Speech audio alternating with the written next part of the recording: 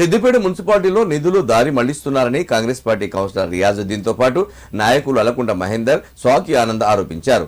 ఇష్టారీతిగా budget కేటాయింపులు చేస్తూ ప్రజల ట్యాక్స్ను దుర్వినియోగం చేస్తున్నారని మండిపడ్డారు.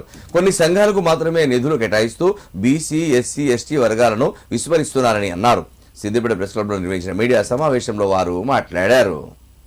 వెంటనే ఆ కుశాల్ నగర్ శ్మశాన వాటికకు మనం ఇలా తెలంగాణ దిక్కుచి అని చెప్తున్న మాజీ మంత్రి హరీష్ రావు గారు వైకుంఠధామాలు కొన్ని అగ్రవర్ణాలకే వైకుంఠధామాలు చేస్తారు తప్ప, కానీ అదే ఒక మైనార్టీస్ కావచ్చు, ఒక బీసీ వర్గానికి కావచ్చు, ఒక ఎస్సీ వర్గానికి కానీ దాన్ని ఇక్కడ పయనిస్తున్నటువంటి ఇప్పుడున్నటువంటి మంజులా రాజనర్స్ చైర్మన్ గారు పదే పదే ఎన్నిసార్లు చెప్పినా మా శ్మశాన వాటిక గురించి ఆలోచన లేదు.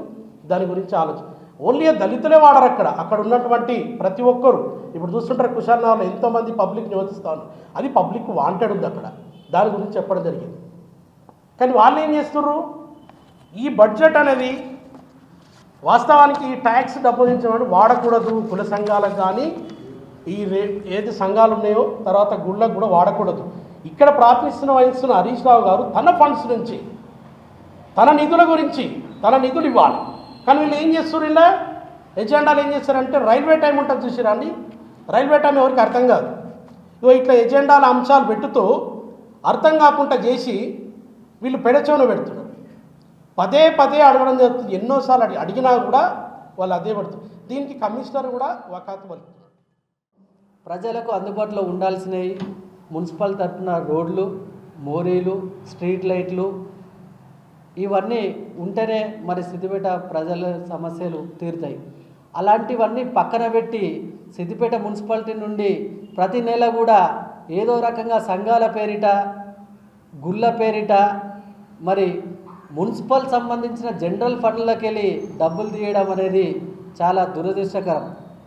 అసలు మున్సిపల్ సంబంధించిన డబ్బులు కేవలం ఎవరైతే ట్యాక్స్ పేయర్స్ ఉంటారో, మున్సిపల్లో ఎవరైతే ఉంటారో 43 వార్డులలో వాళ్ళ కనీస అవసరాల కోసం ఈరోజు వారికి మనం అందుబాటులో ఉంటూ వాళ్ళకి ఖర్చు చేసే నిధులను మరి సంఘాల పేరిట మరి వేరే పేరిట వాళ్ళ ఎలక్షన్ సంబంధించిన స్టంట్లో భాగంగా డబ్బులను దారి మళ్లిస్తున్నారు. 43 వార్డులలో ఈరోజు మోరీలు లేక, రోడ్లు లేక ఇబ్బంది పడుతున్న అనేక కాలనీలు ఉన్నాయి. అలాంటిది మీకు క్లియర్ కనబడుతుందా? ఇక్కడ బ్రదర్ కనబడుతుందా? ఇది వ్యవసాయం సంబంధించినదే కదా. దీంట్లో రోడ్లు ఏ విధంగా వేస్తారు అంటే మీ జాగిరా, మీకు సంఘాలకు ఇచ్చుకోండి, దేవాలయాలకు ఇచ్చుకోండి, తప్పు లేదు. అది మీ సొంత నిధులకు ఇచ్చుకోండి, లేదంటే మీ ఫండింగ్లోకి వెళ్ళి ఇచ్చుకోండి. మున్సిపల్ నిధులకి వెళ్ళి ఏ విధంగా చేస్తారు మీరు?